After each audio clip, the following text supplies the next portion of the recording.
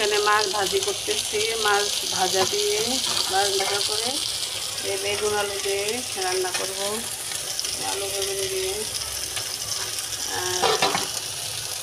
আর এখানে হলো লাউ শাক ভাজি করব। আজকে আমাদের মেনু হচ্ছে চালটা দিয়ে ডাল, তারপর শাক ভাজা, মাছ দিয়ে বেগুন দিয়ে রান্না।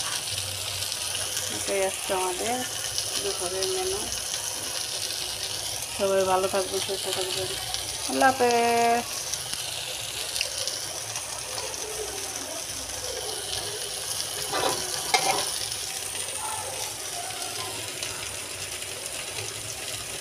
মাছ দিয়ে বেগুন দিয়ে রান্না, তারপরে শাক ভাজা।